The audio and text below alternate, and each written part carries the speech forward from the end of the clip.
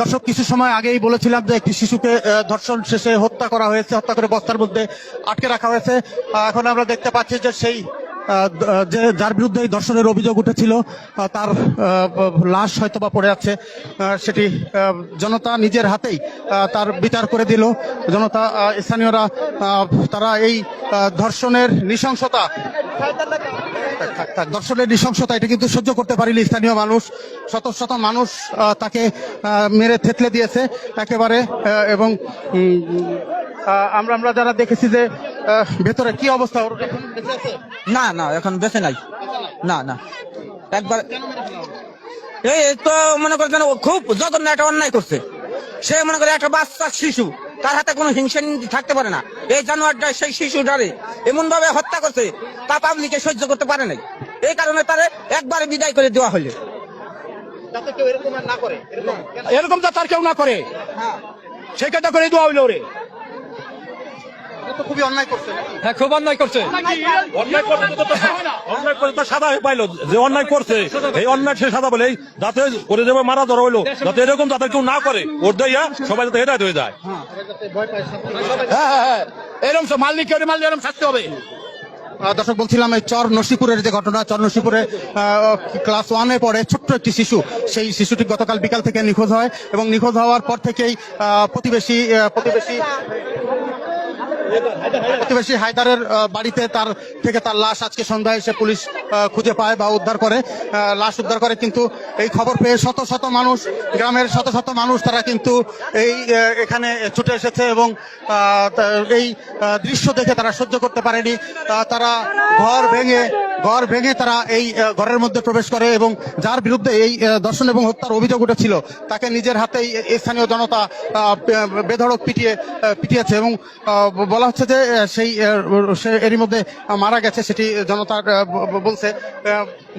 এবং বলছেন যে এটি আসলে তারা ক্ষুব্ধ হয়ে আসলে এই বিচারের যে মব জাস্টিস বা যাই বলি, এই ঘটনাটি ঘটিয়েছে, তাতে কেউ এর ধরনের ঘটনা আর কখনো না ঘটায়, কেউ যাতে এমন ঘটনা আর কখনো না ঘটায়, তাই দৃষ্টান্তমূলক শাস্তি তারা দিয়েছে, এটি দাবি করছেন। কিছু সময় আগেই কিন্তু এখানে পুলিশ চেষ্টা করেছে অনেক তাকে রক্ষা করবার, কিন্তু পারেনি। পুলিশের ব্যারিকেড ভেঙেই কিন্তু স্থানীয় জনতা শেষ পর্যন্ত এই যে হায়দার তার উপরে হামলা চালায়।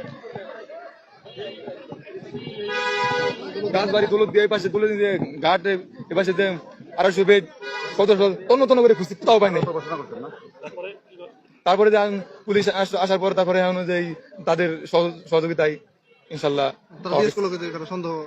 সন্দেহ। আমি তাই বললাম যে আমার মনে একটু সন্দেহ লাগে, একটু কথা মোটামুটি উনাদের।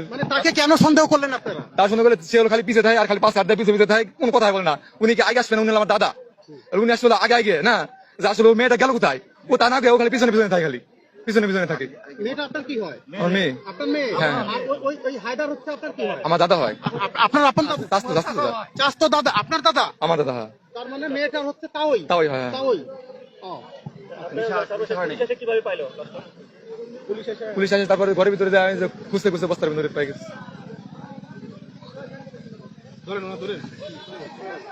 আসলে বলার মতো কোন, এটা এমন একটা ঘটনা হৃদয় বিদারক, এটা বলার মতো ঘটনা না। কারণ এই মানুষটা আসলে ছিল পরিবার ছাড়া একটা সময়। আর আমরা শুনছি ইতিপূর্বে, মানে বাপ দাদাদের কাছ থেকে শুনছি, এই লোকটা একটা পশুর মতো ছিল, আগেও খুনি ছিল। কিন্তু ওনারে দিয়ে আমরা বিন্দুমাত্র সন্দেহ করি না। কেন? ছোট একটা বাচ্চা মানুষের সাথে মিশে থাকে, মানুষের তো পরিবর্তন হয়।